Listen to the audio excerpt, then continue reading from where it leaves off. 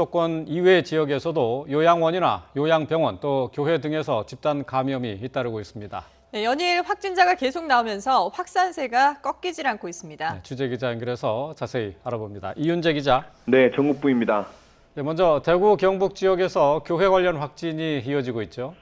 그렇습니다. 어제도 경북 구미에 있는 송정교회에서 집단 감염이 발생했습니다. 지난 20일부터 이 교회와 관련한 감염이 하나둘 이어지기 시작했는데요. 그제 교인 100여 명을 상대로 검사한 결과 집단 감염이 확인됐습니다. 어제 하루에만 28명이 양성 판정을 받았고 누적 환자는 모두 30명이 넘습니다. 방역당국은 교인들이 교회 밖에서 사적인 모임을 반복하면서 교회 전체로 바이러스가 퍼진 거로 추정하고 있습니다. 안동에서도 교회 관련 확진자가 2명 늘었고 의성에서도 영주 지역 교회 확진자와 만난 1명이 감염됐습니다. 대구 지역도 교회와 관련한 집단 감염이 반복하고 있는데요. 조금 전 질병관리청이 발표한 자료를 보면 어제 하루 동안 대구 지역 코로나19 확진자 수는 26명입니다.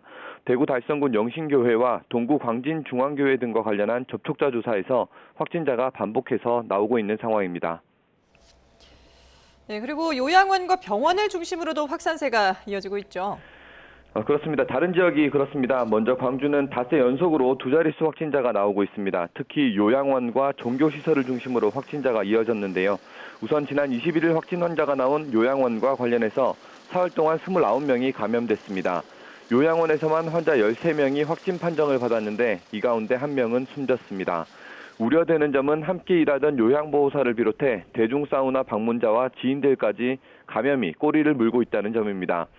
광주에서는 또 종교시설 4곳에서 40명이 넘는 확진자가 나오는 등 종교시설 관련 확진도 잇따르고 있습니다. 부산에서는 어제 하루 43명이 코로나19 양성 판정을 받았는데요. 그 가운데 10명은 동일 집단 격리 중인 인창요양병원에서 나왔습니다. 지금까지 이 병원에서만 환자와 직원, 간병인 등 139명이 감염됐습니다. 또 부산 제1나라요양병원에서도 확진자 9명이 추가됐습니다. 어제 하루 확진자 46명이 나온 충북 지역도 병원이 문제입니다. 충북 진천의 도움병원에서 확진자 10명이 추가됐고 괴산 성모병원도 환자 4명이 늘었습니다. 지금까지 전국부에서 YTN 이윤재입니다.